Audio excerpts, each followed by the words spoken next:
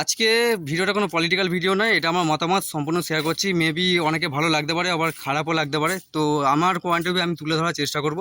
তো ভারতবর্ষকে ডেভেলপ করতে গেলে ভারতবর্ষের যে সমস্যা সেটা সমাধানের কথা বলবো। ওকে, মেবি এটা আলাদা পার্সপেক্টিভ দিক থেকে হচ্ছে, এটাকে আমার বক্তব্য না, এটা শুধুমাত্র আমি যে বলছি তা না, অনেকে এরকম বলছে।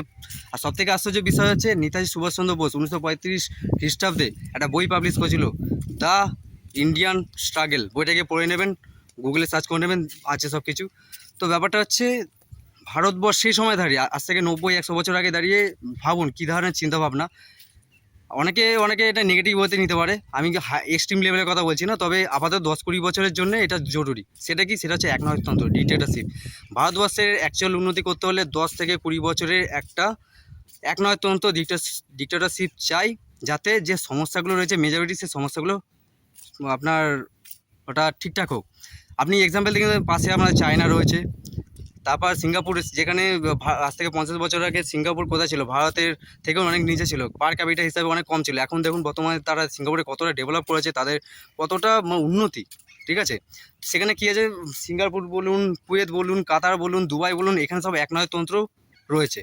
চায়না বলুন, সব রয়েছে। এখানে ডেভেলপমেন্টে দেখুন হাই হয়ে গেছে, চায়না কোথায় চলে গেছে। ওকে, তো আমি কথা বলছি যে এটা নেতাজি সুভাষচন্দ্র বসু বলেছিল একনায়কতন্ত্রটা জরুরি, ডিক্টেটরশিপটা জরুরি। এই মুহূর্তে আমি যদি দেখি ওভারঅল, আমি কিন্তু কোনো পলিটিক্যাল এজেন্ডা করছি না, আমি কোনো পলিটিক্যাল, ইনফ্যাক্ট আমি পার্সোনালি কোনো পলিটিক্যাল পার্টিকে সাপোর্ট করি না।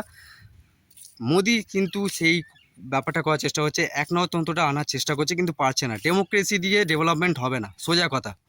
অনেকে খারাপ লাগতেও পারে, ভালো লাগতে চাই না, আমি যেন শুরুতেই বলেছি। তো ডিক্টেটরশিপ আনা দরকার। মোদিজি সেটা হয়তো করার চেষ্টা করছে, কিন্তু ফেল হয়েছে। কেন? ডেমোক্রেসি মাঝখানে এসে যাচ্ছে। মেজরিটি পিপল অফ আমাদের যে আপনি বলতে পারেন তাহলে উন্নতি হচ্ছে ইউএসএতে। দেখুন, ইউএসএ ব্যাপারটা আলাদা, ওখানে অনেক অথরিটি রয়েছে, অনেক সেক্রেটারি রয়েছে, তারা ওটা ব্যাপারটাকে সম্পূর্ণ কিছুটা পরিমাণে তারা অথরিটি রাখে। কিন্তু আমাদেরটা পুরোপুরি যেহেতু mother of country of democracy, তো সেক্ষেত্রে ডেমোক্রেসিতে কাজ হবে না, ডিক্টেটরশিপ চাই।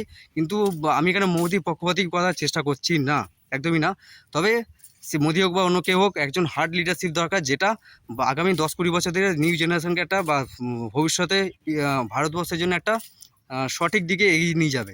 সেই জন্য সেরকম লোক, সেরকম পার্সোনালিটি, সেরকম লিডারশিপ চাই।